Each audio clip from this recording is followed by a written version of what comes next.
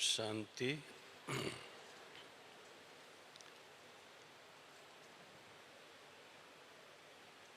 आप सभी भाई बहनें पिछले 3 दिन से बहुत रुचि से यहाँ बैठकर अपनी कॉन्फ्रेंस को सफल बना रहे हैं। इसके लिए आपको मुबारक हो।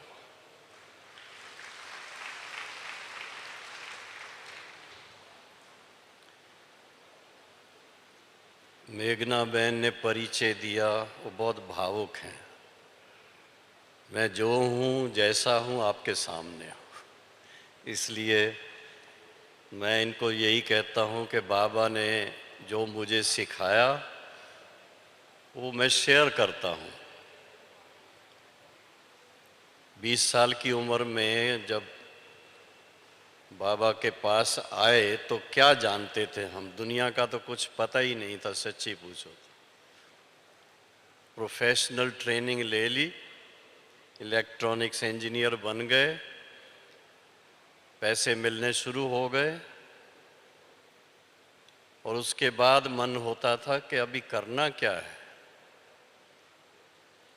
और ख़ासकर जैसे आज मेरे को जो टॉपिक दी गई है, मैं उसके अनुसार अपने लिए सोच रहा हूँ कि मेरे सामने जब मैंने ट्रेनिंग पूरी की और शिप पर सर्विस शुरू की तो मेरे सामने बहुत बड़े चैलेंज आते थे। मेरे से सीनियर जो लोग थे, भले उनका रैंक मेरे से कम था पर वो सीनियर थे, उनको जेलेसीज होती थी, बड़ी मुश्किलात होती थी उनके साथ डील करना। जो मेरे कोलीग्स थे उनका मैं बहुत आभारी हूँ क्योंकि उन्होंने मुझे बहुत सहयोग दिया। और जूनियर्स जो थे उनके प्रति मैं हमेशा एक मन में बात रखी कि इनको मैं अच्छी तरह से हर एक बात में, जैसे मुझे जिस बात का ज्ञान है, इनको प्रोफेशनल नॉलेज मिल जाए। भले उनका रैंक मेरे से बहुत नीचे है लेकिन उनको ये ज्ञान मिल जाएगा, वो सारा कारोबार संभालेंगे और मैं अपना टाइम जो है वो ईश्वरी खोज में और उसके अभ्यास में लगा सकूंगा। 1959 में मेरी ट्रेनिंग पूरे हुए 1 महीना ही हुआ था, तब मैंने ये ईश्वरी ज्ञान लेना शुरू किया। और एक दिन में सब कुछ मालूम नहीं पड़ता है, इट टेक्स टाइम। कहने में आता है ये 7 दिन का कोर्स है, 7 दिन में तो ABC मालूम पड़ती है, सच पूछो तो। उसको अप्लाई करना प्रैक्टिकल लाइफ में और एप्लीकेशन के बाद फिर जो सामने चैलेंजेस आते हैं उनको क्रॉस करना, उसमें ज्ञान की एप्लीकेशन कैसे होती है, परमात्मा की दी हुई गाइडेंस कैसे काम करती है, वो धीरे धीरे समझ में आने लगा। इट टुक सम टाइम, कम से कम भी मैं समझता हूँ 6 महीना तो लग गया था। आप अनुभवी हैं बहुत, इसलिए हो सकता है आपको 1 हफ्ते के अंदर ही बहुत कुछ मिल जाए, 5 दिन के अंदर ही बहुत कुछ मिल जाए, लेकिन ये बात है सारी अभ्यास करने की। जिस तरह का टॉपिक मुझे दिया गया है तो उसमें टॉपिक में विशेष बात ही ये आती है कि आपके सामने भिन्न भिन्न समय भिन्न भिन्न सिचुएशन आती हैं। सुबह को आप उठते हैं, उस समय से लेकर के आपकी प्लानिंग कुछ होती है, जब हॉस्पिटल पहुंचते हैं तो वहाँ कोई और चीज़ होती है, और फिर चलते चलते बीच में इतने चैलेंजिंग बातें आ जाती हैं अचानक से। ऐसे टाइम पर एडजस्टमेंट्स वो बड़ी मुश्किल हो जाती है। और उसमें भी खासकर मैं जब साक्षियों के वो देख रहा हूँ, पेशेंट्स की एक्सपेक्टेशन अपनी है। जो डॉक्टर्स निमित्त होते हैं उनकी एक्सपेक्टेशंस अपनी है। आपको दोनों के बीच में काफ़ी अपने आप को मोल्ड करना पड़ता है, और वो मोल्ड करने के लिए इतनी शक्ति भी चाहिए और इतना ज्ञान भी चाहिए। और उसके हिसाब से ये जो आज वाली टॉपिक है, मैं समझता हूँ ये बड़ी ज़रूरी है, क्योंकि इसके अनुसार हम लोग देखते हैं कि अगर मोल्ड करना नहीं आता तो क्या होता है फिर? टक्कर होती है, रिजेंटमेंट होती है, और उसके बाद काफ़ी टाइम वेस्ट होता है। सोच चलता रहता है, क्या करें हम इसमें, क्या हो सकता है। तो ईश्वरीय ज्ञान के फलस्वरूप देखने में आता है कि कुछ बातें हम लोग इतनी अच्छी सीख लेते हैं, उनकी एप्लीकेशन से बहुत सारे झमेलों से बच सकते हैं। बहुत सारी ऐसी सिचुएशन जहाँ पर आम तौर पे लोगों की आपस में बहुत अनबन हो जाती है, उससे बच जाते हैं। और उसमें खास एक तो जो टॉपिक है, जैसी कि अपने अंदर लचीलापन होना चाहिए, रेजिलियंस। लचीलापन का मतलब ये नहीं कि एक्यूरेसी नहीं हो, क्योंकि जिस तरह की आपकी जॉब है उसमें एक्यूरेसी तो 100% चाहिए, पर एक्यूरेसी के साथ साथ अपने मन को बड़ा शांत रखने का, उमंग में रखने का। और एक कहा जाता है कि जो सर्विस है आपकी, if you can do that service with a smile, मुस्कुरा करके वो करते हैं तो उससे बहुत फर्क पड़ जाता है। मुस्कुराना एक बहुत बड़ी बात है। इसलिए कभी कभी आप किताबें पढ़ेंगे अच्छे अच्छे राइटर्स की, उसमें शब्द आते हैं, force yourself to smile. अपने आप को ज़बरदस्ती भी मुस्कुराना सिखाओ आप। क्यों? मुस्कुराने से मन हल्का हो जाता है, लाइट हो जाता है, क्लियर हो जाता है। और दूसरा है कि राइट टाइम पर राइट डिसीजन लेना, वो बहुत बड़ी बात है। उसमें अगर कहीं भूल हो गई, कोई चूक हो गई, तो बाद में पश्चाताप होता है। इसलिए आपके इस प्रोग्राम के अंदर वो एक टॉपिक अपना जो दिया हुआ है, ये लंदन के हिसाब से उन्होंने शब्द लिखे हुए हैं, क्योंकि ये जो बुक छपी है वो सारी लंदन के वहाँ के भाई बहनों ने मिल कर के छापी है, अंग्रेज़ी में छापी है। हम उसको अगर हिंदुस्तान में इसी बातों को लें जो उसके अंदर छपा हुआ है, तो वो इस ईश्वरीय विश्वविद्यालय के जो कोर्सेज चलते हैं उसमें एक विशेष बात आती है अष्ट शक्तियों की। राजयोग के द्वारा अष्ट शक्तियाँ जो प्राप्त होती हैं, वो अष्ट शक्तियाँ कैसे हमें कदम कदम पर मदद करती हैं। मैं मेघना बहन से पूछता हूँ, आपको याद होंगी वो अष्ट शक्तियाँ, अगर आप एक एक सुनाएं तो बहुत अच्छा होगा। सुनाओ। जितनी याद है उतनी सुनाऊंगी। परखने की शक्ति, निर्णय करने की शक्ति, सहन करने की शक्ति, समाने की शक्ति, विस्तार को संकीर्ण करने की शक्ति, जो समेटने की शक्ति, विस्तार को संकीर्ण करने की जो शक्ति है भाई साहब, ये हमारे टॉपिक से रिलेटेड लगती है। हर एक शक्ति हमारे टॉपिक से कनेक्शन रखती है। ऐसा नहीं कि एक शक्ति रखती है और बाकी नहीं रखती है। सबसे पहले है परख शक्ति। हमारी परखने की बुद्धि बहुत सूक्ष्म है, और अगर आपकी परख शक्ति अच्छी है तो आप स्प्लिट सेकंड डिसीजन ले सकते हैं। अगर उसमें चूक हो जाती है तो नुकसान हो जाता है। परख शक्ति के साथ साथ दूसरी होती है, परख लिया सब बात को, फिर तुरंत निर्णय करना पड़ता है।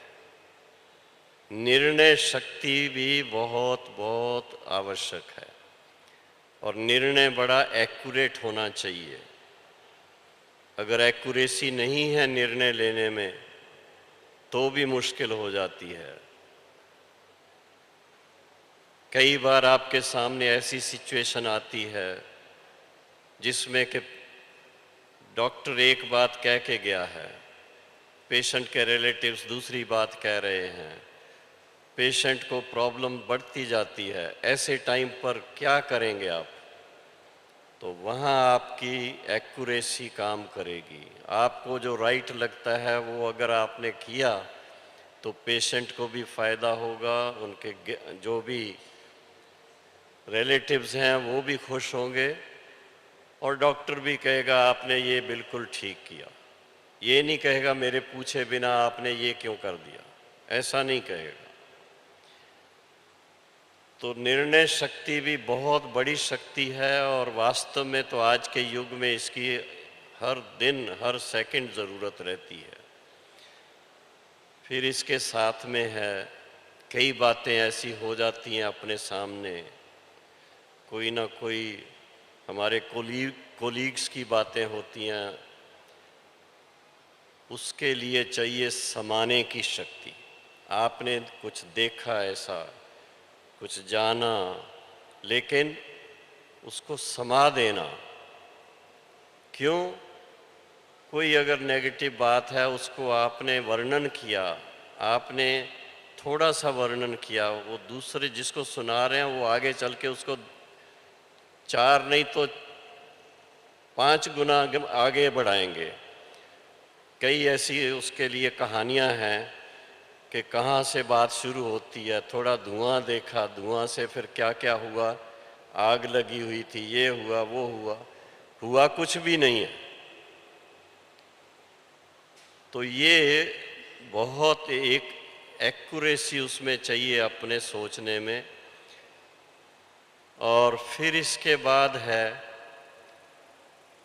कि बहुत विस्तार में चले जाते हैं कई बातों में।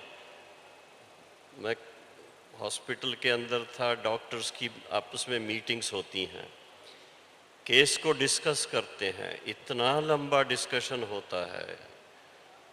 होता तो पेशेंट के फ़ायदे के लिए है, ऐसा नहीं कि वो कोई गलत कर रहे हैं, लेकिन आपस में राय सलाह करके आखिर एक मत जब होते हैं तो उसके बाद वो दवाई जो देते हैं उसका फ़ायदा देखने में आता है। नहीं तो किसी की कोई फेवरेट होती है, किसी की कोई फेवरेट होती है। तो उस हिसाब से बहुत ज़रूरी है, आपस में कोऑपरेशन की ज़रूरत है। कोऑपरेशन के बिना गाड़ी आगे नहीं चल सकती है, और कोऑपरेशन के फलस्वरूप बहुत आगे बढ़ सकते हैं। फिर इसके बाद आता है कि कभी कभी एक खाई आपको क्रॉस करनी है, सीधा अगर जाते हैं तो क्रॉस नहीं कर पाते हैं, तो क्या करना पड़ता है? थोड़ा पीछे जाना पड़ता है। थोड़ा अपने लिए डिस्टेंस चाहिए कि थोड़ा अच्छी तरह से दौड़ लगा करके उसको खाई को क्रॉस कर सके। तो वो विड्रॉल वाली जो बात है, विड्रॉ करना आना चाहिए हमें, कि हम कैसे कभी कभी जल्दी में भी होते हैं, बहुत जल्दी होती है, ये करना है ये करना है ये करना है, लेकिन उस जल्दी में आप देखेंगे कभी कभी नुकसान हो जाता है। तो कभी कभी थोड़ा सा इस बात का ध्यान रखना पड़ता है कि हमें जल्दी में कोई स्टेप ना ले करके एक्सीडेंट नहीं करना है, थोड़ा पीछे जाके थोड़ा सोच करके। और इसके साथ में फिर कभी कभी समेटने की भी ज़रूरत पड़ती है, सब कुछ करते हुए भी। लेकिन फिर ऐसा समय आ जाता है जब हमें समेटना पड़ता है। जैसे कछुए को देखते हैं, वो चल रहा है, लेकिन चलते चलते अगर उनको डर लगता है, कोई उनको पत्थर मार देता है, डंडा मार देता है, तो क्या करता है वो? अपने अंग अंदर सुकेल लेता है। तो उस बात को ध्यान में रखते हुए कि हमें अपनी सेफ्टी के लिए, कभी भी कुछ भी हो, अपनी सेफ्टी के लिए कछुए की तरह विड्रॉल बहुत ज़रूरी हो जाता है। विड्रॉ करेंगे, शांत रहेंगे, तो आप देखेंगे कि उसकी रिजल्ट क्या मिलती है। कभी कभी आपको प्रोवोक करने के लिए लोग आएंगे, कुछ बोलेंगे, तीखा बोलेंगे, किसी के लिए नेगेटिव बोलेंगे। अब ऐसे टाइम पर अपना पॉइस बना के रखना, पीसफुल रहना और फिर पॉजिटिव रहना। पीसफुल रहें, लेकिन पीसफुल में कभी कभी होता अंदर ही अंदर नेगेटिव थॉट्स चलते हैं, वो नहीं चाहिए। पॉजिटिविटी चाहिए, हर बात में पॉजिटिविटी। वो चीज़ हमने, हमारे जो फाउंडिंग फादर ब्रह्मा बाबा थे, उनसे बहुत सीखने को मिला। बाई चांस कोई चलते चलते ठोकर लग गई, गिर गया, थोड़ी चोट भी लग गई, तो बड़े प्यार से उनको कहेंगे, बच्ची इसमें भी कोई कल्याण है। ठोकर लगी, गिर गई, तो तुम्हारी ट्रेन मिस हो गई, पता नहीं ट्रेन में जाती कुछ और हो जाता, इससे तो अच्छा है यहीं रह गई। लेकिन भाव ये है कि जल्दबाजी में, खासकर ये नर्सिंग केयर में, तो जल्दबाजी एक तरफ ज़रूरत है, फटाफट फटाफट। खासकर आईसीयू में जो होती हैं नर्सिस, उनकी तो बहुत मेहनत का काम चलता है। लेकिन दूसरी भी सब जो भी नर्सिंग स्टाफ है, उनका है ही ऐसा कारोबार कि they have to be very fast, very accurate. उसके अंदर थोड़ा सा भी अगर आगे पीछे हो गया, डॉक्टर नाराज़ हो जाएंगे, पेशेंट की तबीयत और बिगड़ जाएगी, और तबीयत बिगड़ेगी तो उनके रिश्तेदार खुश होंगे, वो भी तो नाराज़ होंगे, फिर वो झगड़ा करने लगेंगे। फिर किसका सामना करेंगे आप? डॉक्टर का सामना करेंगे, उनका सामना करेंगे, उनके पेशेंट के रिश्तेदारों का सामना करेंगे। बड़ी मुश्किल होती है। लेकिन सामना करने की भी शक्ति चाहिए। सामना करने की शक्ति के लिए मनोबल बहुत ऊंचा चाहिए, और वो तब हो सकता है जब आपने अपना कार्य बिल्कुल एक्यूरेट किया होगा। अगर अपना कार्य एक्यूरेट नहीं किया होगा तो आपको अंदर से, दिल से वो हिम्मत नहीं आएगी।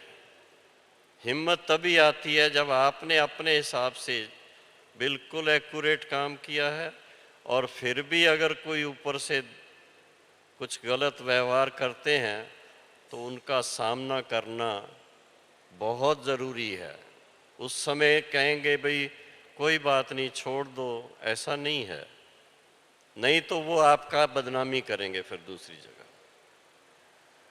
ये बहुत ध्यान रखना पड़ता है, क्योंकि अपना रिकॉर्ड भी आपको अपने अपने हाथ में रखना है। दूसरा कोई उसके ऊपर हम डिपेंड करें, वो नहीं। हमारे रिकॉर्ड को हम अच्छे से अच्छा बना करके चलें, उससे जैसी कोई बात नहीं है।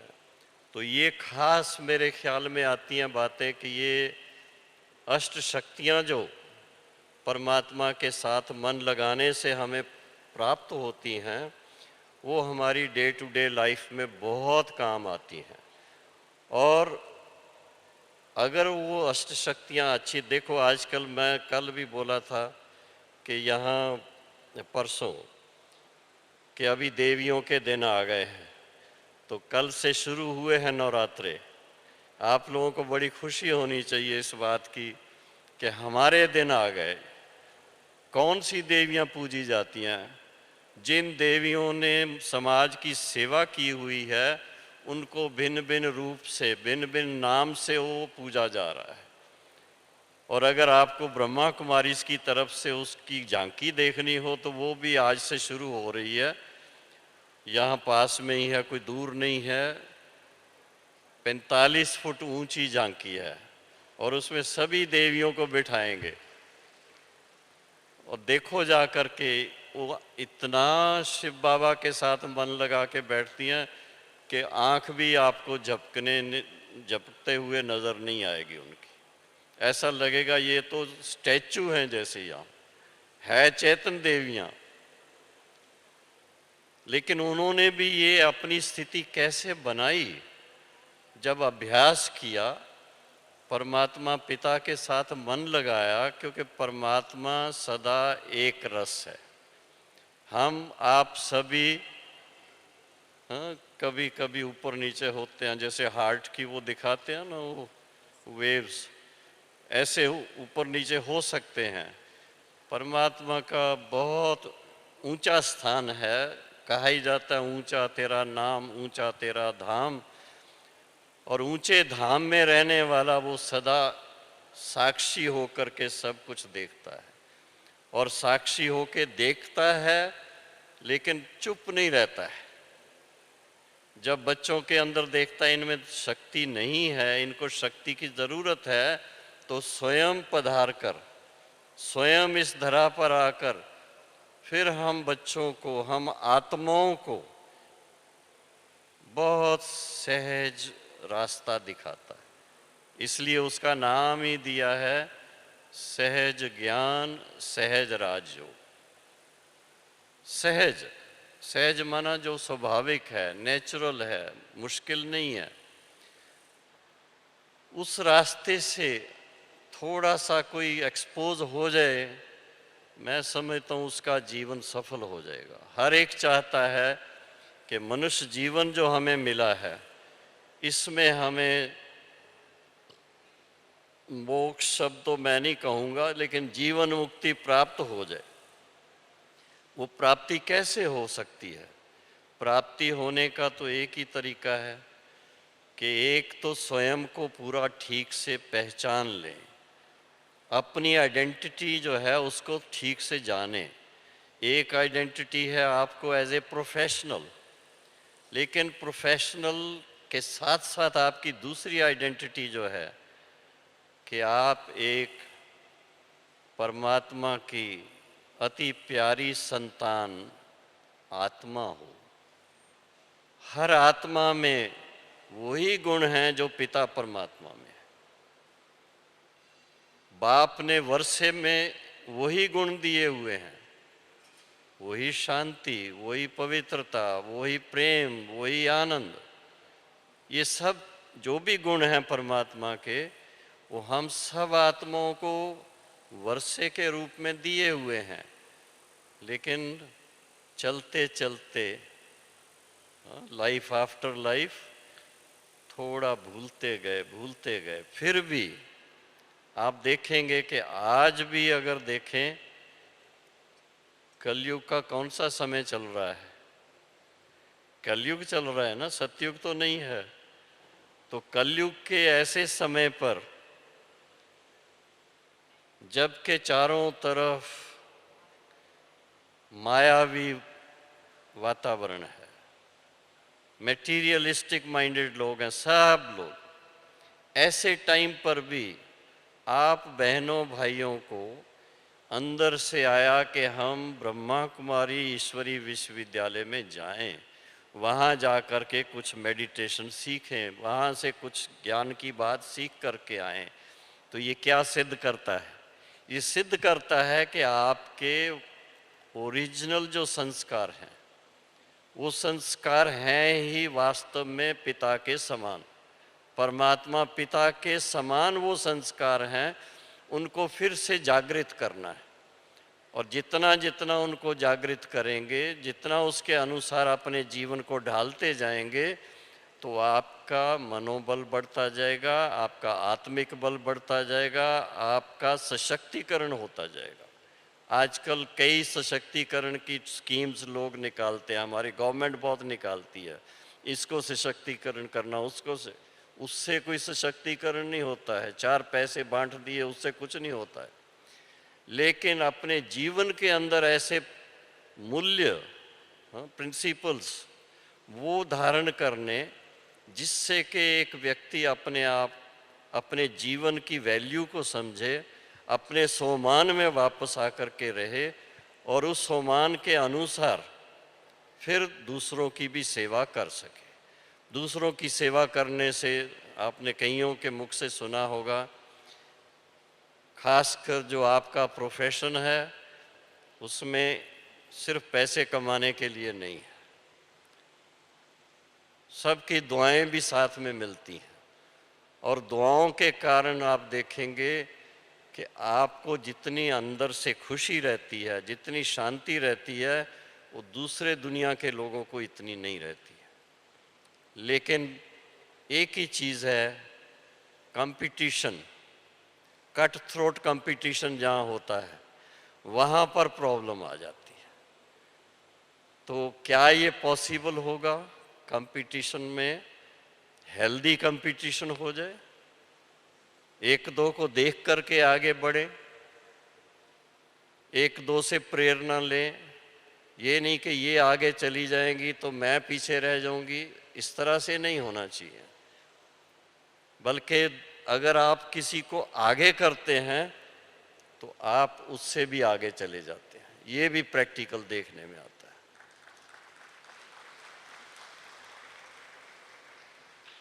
तो इस तरह से ये जो अष्ट शक्तियों की बात है, एक एक का वर्णन बहुत डिटेल में है जब उसको हम अप्लाई करते प्रैक्टिकल लाइफ में। क्योंकि ये ईश्वरीय ज्ञान जो है ये सिर्फ थ्योरेटिकल नहीं है, इट्स प्रैक्टिकल।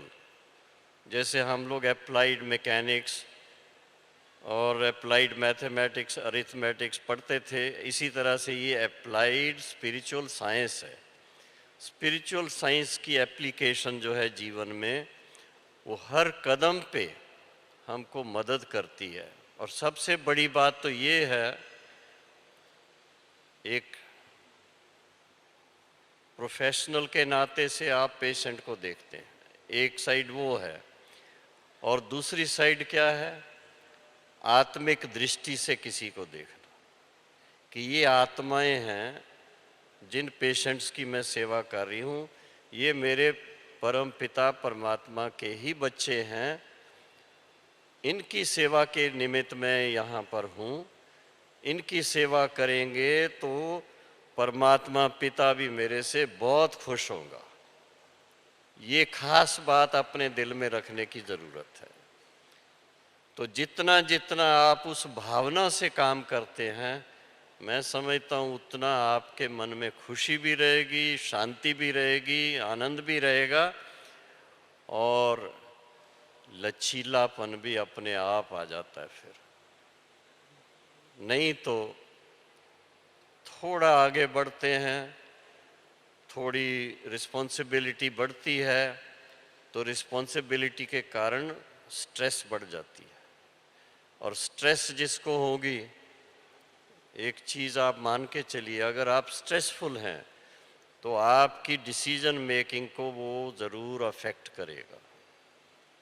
डिसीजन मेकिंग में कोई ना कोई गलती हो जाएगी। इसलिए कोई गलती भी ना हो, आप बिल्कुल आराम से अपनी सेवा करते रहें और अच्छी तरह से अपना कार्य कर सकें, खुशी में रहें, मौज में रहें, परिवार भी आपके साथ बहुत खुश रहे, और इसी तरह से समाज की भी खूब सेवा कर सकें। तो उसका एक ही तरीका है कि अपने माइंड को रिलैक्स्ड रखना है। और उसका तरीका जो है, जो मैंने आज समझो 58 साल के अंदर अनुभव किया है, जब से शुरू किया, स्टार्ट योर डे वेल, सुबह की शुरुआत जो है उसको अच्छे ढंग से करें। मुझे पता है कि आपकी कई ड्यूटीज बदली होती रहती हैं, 8-8 घंटे, कभी दिन में, कभी रात को, कभी दोपहर के बाद, इस तरह से होती है। लेकिन जहाँ लक्ष्य रहता है तो लक्ष्य के साथ लक्षण आ ही जाते हैं। थोड़ा सा ध्यान देने से बहुत कुछ हो सकता है। जब भी आप आराम करके उठते हैं तो पहला संकल्प क्या करेंगे? उस समय टीवी न खोलना, अखबार न देखना, नहीं, पहले पहले परमात्मा से गुड मॉर्निंग करना। बड़ों से गुड मॉर्निंग करते हैं ना, छोटों से भी करते हैं, लेकिन बड़ों से ज़्यादा करते हैं। तो सबसे बड़ा कौन है? सबसे बड़ा कौन है? पिता परमात्मा है। तो उनके साथ मन लगाएंगे, गॉड के साथ मन लगाएंगे, गुड मॉर्निंग कहेंगे, तो आपका सारा दिन गुड गुड गुड ही रहेगा, उसमें कोई प्रॉब्लम नहीं आएगी, क्योंकि उससे आपकी मानसिक स्थिति बहुत ऊंची लेवल पर चली जाती है। इतना मनोबल बढ़ जाता है, इतनी एक्यूरेसी आ जाती है, इतनी क्लैरिटी आ जाती है कि आपको चिंता नहीं रहती कोई भी। फिर इसके बाद है, बुद्धि को भोजन चाहिए थोड़ा। जैसे ज्ञान सुनते हैं तो वो क्या चीज़ है? बुद्धि का भोजन है। बुद्धि का भोजन मिलेगा तो उससे हमारी डे टू डे लाइफ में कई बातें हम इजीली सॉल्व कर सकते हैं। नहीं तो सॉल्यूशन ढूंढते ढूंढते कभी एक के पास जाएंगे, कभी दूसरे के पास जाएंगे, और वकील के पास जाएंगे तो क्या होगा? वो डेट पे डेट लेता जाएगा ताकि उसकी फ़ी बढ़ती जाए बढ़ती जाए। तंग आ जाएंगे उसमें।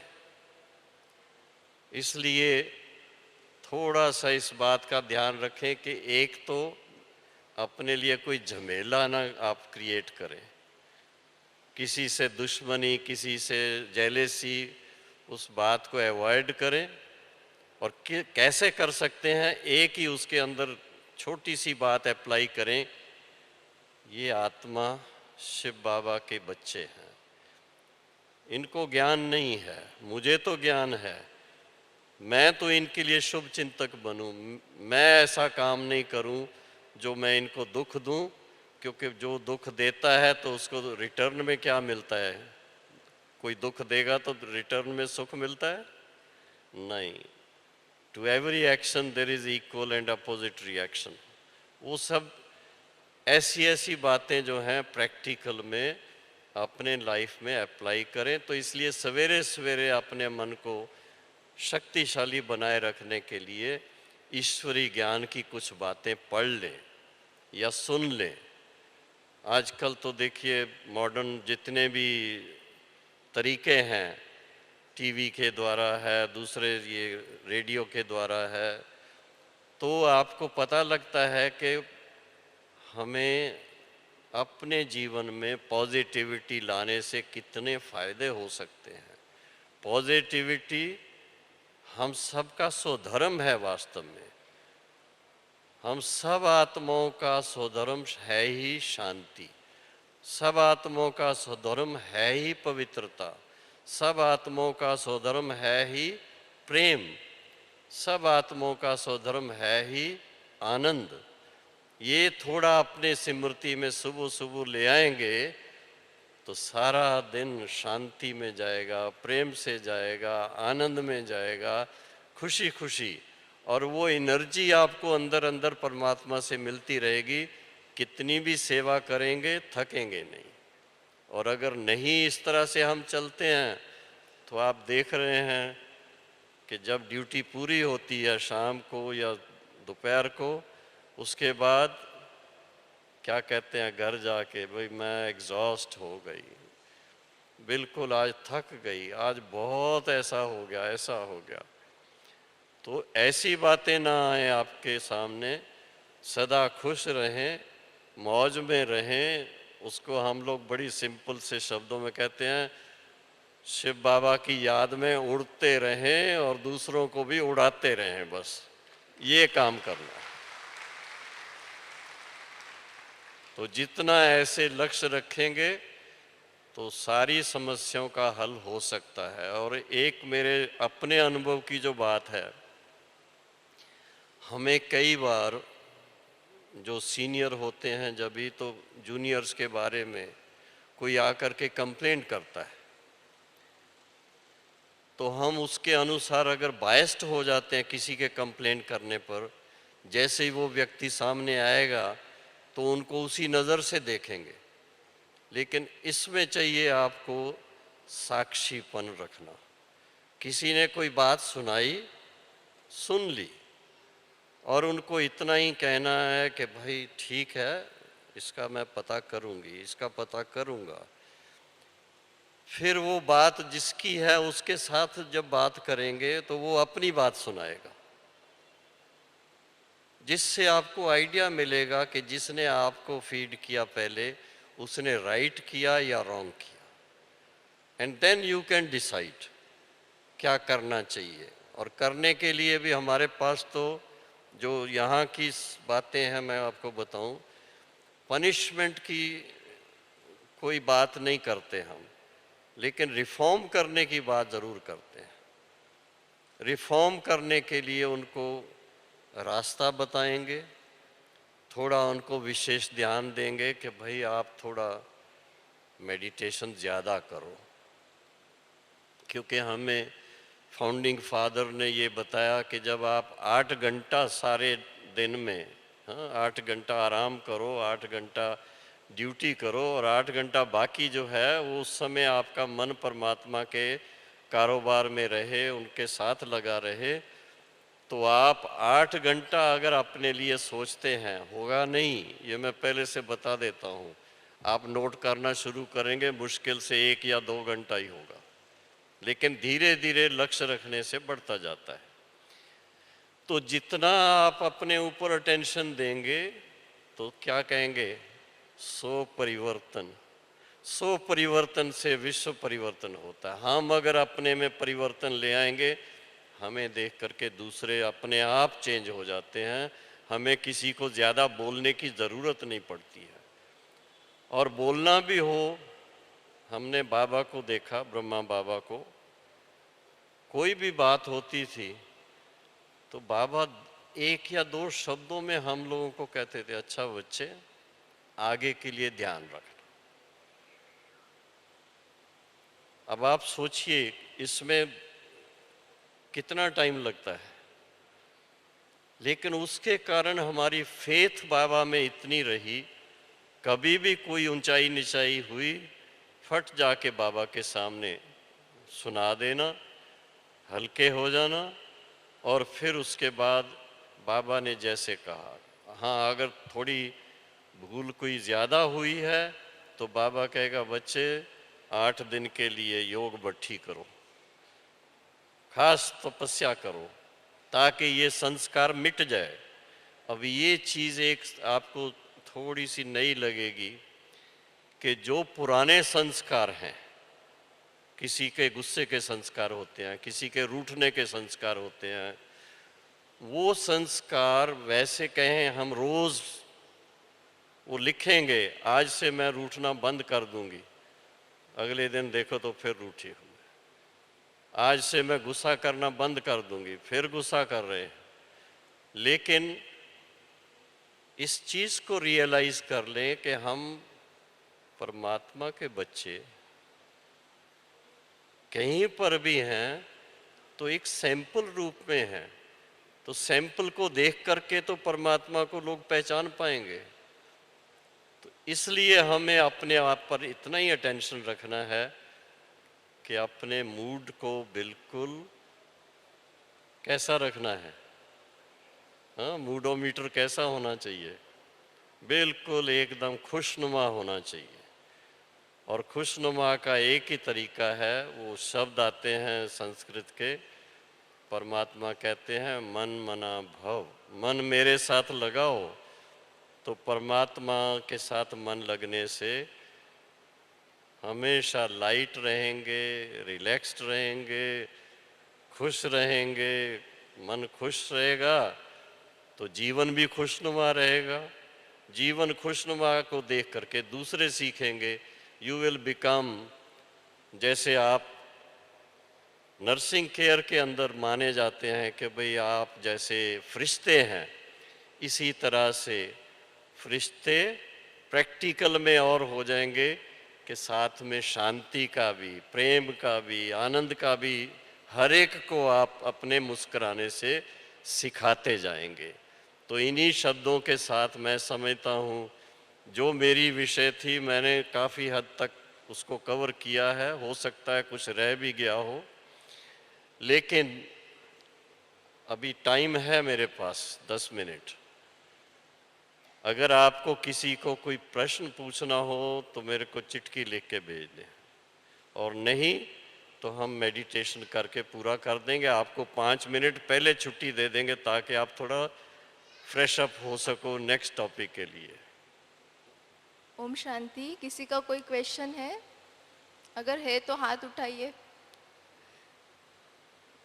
बोलिए। आइए। आजकल बहुत सारे प्रोजेक्ट्स चलते हैं ना, पानी बचाओ, जल बचाओ, पर्यावरण बचाओ, लेकिन एनर्जी बचाओ। हाँ, खुद की जो मेंटल एनर्जी हम इतना वेस्ट कर रहे हैं, उस बचाव के ऊपर किसी का ध्यान है? एनर्जी बचाओ, अपनी मेंटल हेल्थ को मेंटेन रखने के लिए, इवन फिजिकल हेल्थ के लिए भी हम कॉन्शियस है, लेकिन मेंटल हेल्थ मेंटेन रखने के लिए हमने कोई प्लानिंग बनाई है?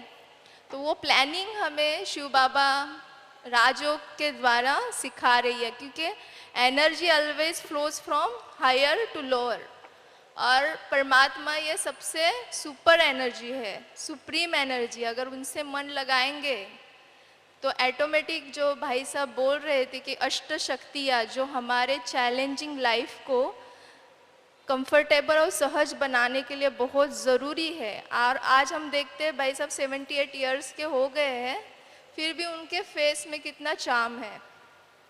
तो ये सब अष्ट शक्तियों का कमाल है जो उन्होंने जीवन में राजयोग के द्वारा धारण की है। बड़ी सिंपल सी बात लिखी है इन्होंने।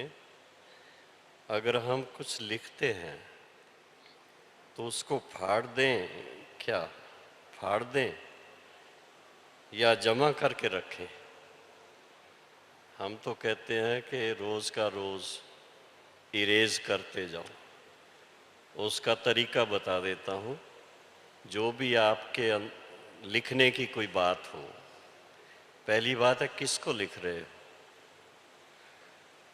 तो हम कहेंगे शिव बाबा को सामने रख के उनको लिख के देना है, ताकि जो चीज़ आप लिख के देते हैं तो एक प्रकार से कहते हैं दे दान तो छूटे ग्रहण, सुना है कभी?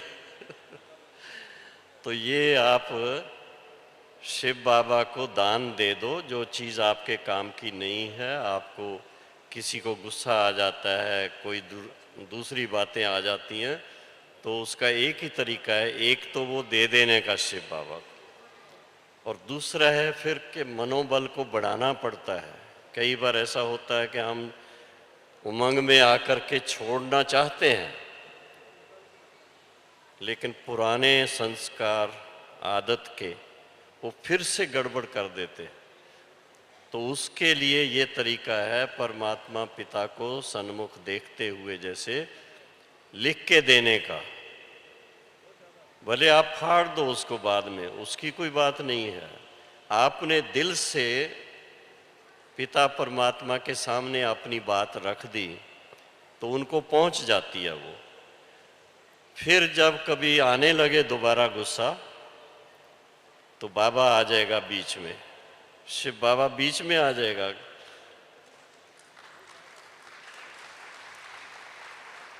वो आपको स्मृति दिलाएगा, बच्ची ये तो आपने मेरे को दे दिया है, दान दी हुई चीज़ कभी वापस नहीं लेनी चाहिए, इसलिए अभी दोबारा इसको मैं नहीं लूँगी। बस वहीं ख़त्म हो जाएगा, ठीक है ना। 7 दिन लगेंगे, पूर्णतया गुस्सा चला जाएगा। कोई भी कमी है, अगर आज आप संकल्प करेंगे तो 7 दिन के अंदर 0 हो जाएगी बिल्कुल। क्यों? परमात्मा का स्वरूप जो है ना, क्या कहते हैं, बिंदी है, 0 है, तो 0 से मल्टीप्लाई रोज करेंगे तो क्या हो जाएगा? 0 हो जाएगा सब। पर उसके साथ जब आप 1 रखते हैं तो 0 0 परमात्मा की याद में जितना मन लगाते जाएंगे उतने 0 बढ़ते जाएंगे, तो इतना आपकी याद की शक्ति बढ़ती जाएगी।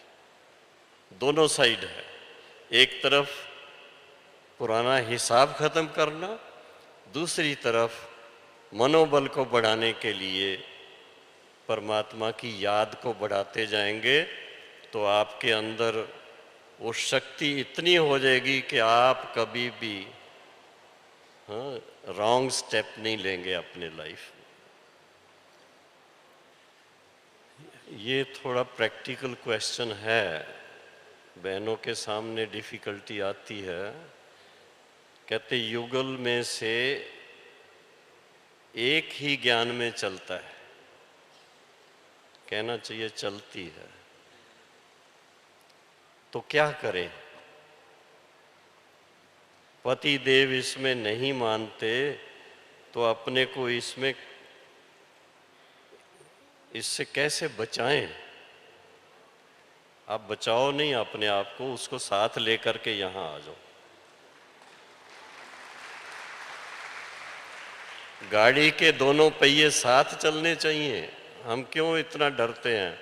उनको आप ले आइए, इस वायुमंडल को देखेंगे, इस स्थान को देखेंगे, ऊपर बाबा के रूम में जाएंगे, म्यूजियम देखेंगे, सारी बातों को, और भाई बहनों के साथ जब बातचीत करेंगे उनको खुद को आएगा कि इतनी अच्छी जगह ये आती हैं, इतनी अच्छी बातें सुनती हैं, तो मैं इनको रोकूंगा तो मेरे ऊपर पाप चढ़ जाएगा।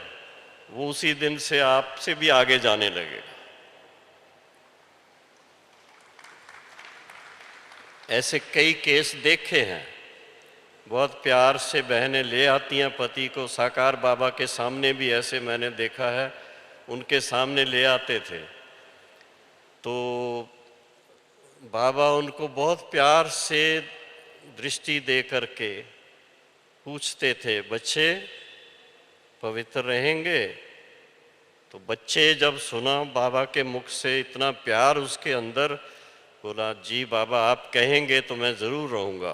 हाँ बाबा तो कह रहे हैं, फिर तो आज से आपको ये कंगन बांधना है। उसी टाइम पर राखी मंगा करके उसको बांध देते थे, आज दिन तक वो पवित्र चल रहे। मैं 1963 की बात कर रहा हूँ, जबकि ये मेरे आंखों देखी बात है। वो भाई और बहन इतने अच्छे अभी तक चल रहे। क्यों? बात सारी है समझ की कि आपकी ये जो एनर्जी है ये आपको मदद करती है परमात्मा के नज़दीक जाने में। उसको आप वेस्ट करेंगे तो कोई फ़ायदा नहीं होगा, नुकसान ही होगा। तो इसलिए बहुत अच्छे ढंग से इन चीज़ों को समझ करके, कई लोग फिर थोड़ा माफ़ करना, आपके प्रोफेशन में कुछ डॉक्टर्स ऐसे मिल जाते हैं, वो कहते हैं नहीं नहीं नहीं इस तरह से नहीं चल सकते आप, बस फिर आप मूंझ जाएंगे। आपकी अंतरात्मा क्या कहती है उसको आप सुनो। आत्मा की अंदर की आवाज़ क्या है? वो पवित्र रहना चाहती है या अपवित्रता में ही रहना चाहती है? तो आपके संस्कार ही हैं अगर पवित्र रहने के, तो आपको सभी सहयोग देंगे, पतिदेव भी सहयोग देंगे। ऐसा कोई नहीं है जो ऐसे आपको, हाँ बाबा तो कभी कभी ऐसे प्यार से कह देते तुम कोई रेड बकरी हो क्या, जो तुमको इतना फिक्र रहता है। कोई गला काट देगा तुम्हारा, कोई नहीं कुछ कर सकता। आप अपने निश्चय में पक्के रहो बस।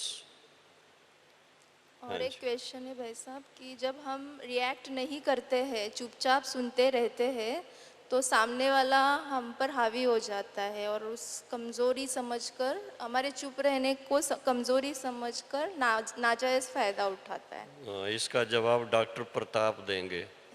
हम चुप रहते हैं, मेरे को कई बार ये कहते हैं आप बोलते नहीं हो। फिर कौन कौन ज़्यादा शक्तिशाली है वो प्रताप भाई बताए। इस कट थ्रोट कंपटीशन में अपने आप को मेंटली कैसे स्टेबल रखें? कट थ्रोट कंपटीशन में अपने आप को मेंटली कैसे स्टेबल रखें। बड़ी सिंपल सी बात है, हम राइट पुरुषार्थ करें, जो हमारा फर्ज है उसको निभाएं। अपना पुरुषार्थ अगर अच्छा होगा, आपको अंदर से सेटिस्फेक्शन होगी। कंपटीशन में आज कोई आपसे ज़्यादा भी आगे चला जाएगा, कोई हर्ज नहीं है, उसके लिए शुभ कामना रखो, आप उनसे भी आगे चले जाएंगे। ये मैं आपको एश्योर करता हूँ, ये मैंने अनुभव किया है अपने जीवन में। कृपया अष्ट शक्तियाँ एक बार लिस्ट आउट कीजिए। वो तो हमारे 7 डेज कोर्स में एक एक लेसन ही है अष्ट शक्तियों के ऊपर, तो उसमें आपको विस्तृत तरह से जानकारी मिल जाएगी। उसमें बहुत अच्छे चित्र के साथ वो सारा दिया हुआ है, उसको आप देखेंगे, लिखत में भी बड़ी क्लियर उसके अंदर समझानी दी हुई है। 7 डेज कोर्स की किताब पढ़ी है आप सभी ने? हाँ, नहीं पढ़ी हो तो ले लेना पढ़ने के लिए, उससे बहुत आइडिया मिल जाएगा आपको। हाँ जी। ओम शांति। तो हमारे आदरणीय भाई साहब का बहुत बहुत धन्यवाद, जिन्होंने हमें अमूल्य गाइडलाइन दी है अपने जीवन को खुशनुमा और इजी कैसे रखें। क्योंकि भाई साहब हमेशा अपने जीवन को, मैंने देखा कि उनका हमेशा पर्पस अपने को इजी रखने का होता है। हमेशा एक एंजेलिक फॉर्म में भाई एक साहब हमें एक दिखाई दे। सेकंड। एक बार मुझे ऑस्ट्रेलिया जाने का मौका मिला था, तो ऑस्ट्रेलिया में वहाँ के भाई बहनों ने पब्लिक प्रोग्राम के लिए ये टॉपिक रखी हुई थी, easy Raj yoga for busy people. Easy Raj yoga for busy people. तो यही चीज़ आज मैं देख रहा हूँ कि बिजी तो आप बहुत रहते हैं, मुझे पता है। हॉस्पिटल के अलावा घर पे भी बिजी होते हैं, समाज में भी बिजी होते हैं, लेकिन साथ में इजी राज योगा बीच बीच में अपने आप को याद दिला दीजिए थोड़ा, तो आप देखेंगे कि वो जैसे कार चलाते हैं ना, बीच में थोड़ा थोड़ा एक्सेलरेटर दबाते जाते हैं तो आराम से चलती है गाड़ी। ऐसे ही आपके जीवन की गाड़ी बहुत स्मूथ चलेगी, बहुत मौज में रहेंगे, आपको देख करके दूसरों का कल्याण हो जाएगा। ओम शांति। देखो आपको वरदान मिल गया, अभी इजी हो जाएगा सब कुछ। तो अभी नर्सिंग कॉन्फ्रेंस की तरफ से भाई साहब को मोमेंटो दिया जा रहा है।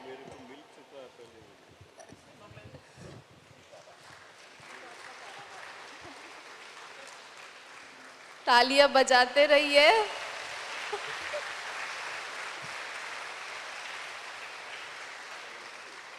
ओम शांति। Thank you very much.